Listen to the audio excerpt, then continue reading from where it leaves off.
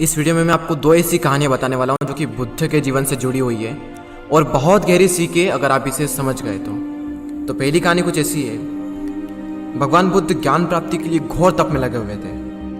उन्होंने खूब यात्राएं की, घने जंगलों में खूब साधनाएं की, लेकिन फिर भी उनका मकसद पूरा नहीं हुआ। उन्हें आत्मज्ञान की प्राप्ति नहीं हुई और एक दिन वो निराश होकर, डीमोटिवेट होकर सोचने लगे, यार मैंने इतनी तपस्या की और मुझे अंत में कुछ भी नहीं मिला, अब मैं आगे क्या कर पाऊंगा। और इन्हीं नेगेटिव थॉट्स की वजह से उनकी हिम्मत पूरी तरह से टूट चुकी थी।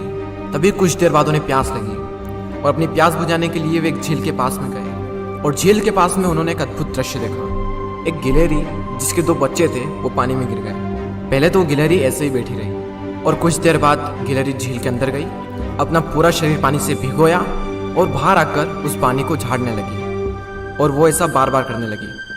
बुद्ध सोचने लगे ये गिलहरी कितनी मूर्ख है, क्या इसे लगता है कि इस तरह से ये झील खाली हो जाएगी। लेकिन गिलहरी ऐसा बार बार करती रही और कुछ देर बाद बुद्ध को ऐसा लगा कि मानो गिलहरी कह रही हो कि ये झील सूखे या ना सूखे ये मुझे नहीं पता, लेकिन मैं अपना प्रयास नहीं छोड़ूंगी। और उस छोटी सी गिलहरी ने बुद्ध को अपने लक्ष्य से भटकने से रोक लिया। बुद्ध सोचने लगे, जब ये नन्ही सी गिलहरी इतनी कम ताकत होने के बावजूद भी इतना बड़ा दृढ़ संकल्प ले सकती है, तो मैं तो इससे 100 गुना ज़्यादा शक्तिशाली हूँ, तो मैं क्यों नहीं कर सकता। ये सोचकर बुद्ध फिर से अपनी साधना में लग गए और अंततः उन्हें ज्ञान की प्राप्ति हुई। तो ये थी पहली कहानी। अब चलते हैं दूसरी कहानी की ओर। भगवान बुद्ध से आकर एक व्यक्ति ने पूछा कि मैं खुशियाँ चाहता हूँ, आई वॉन्ट हैप्पीनेस।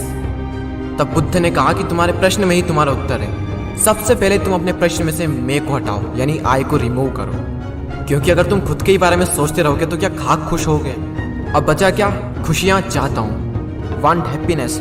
तो इसमें से चाहत को हटाओ, वांट को रिमूव करो, क्योंकि ये तुम्हारा डिजायर है। जिस दिन तुम्हारी सारी इच्छाएं खत्म हो जाएगी उस दिन तुम पूरी तरह से खुश हो जाओगे।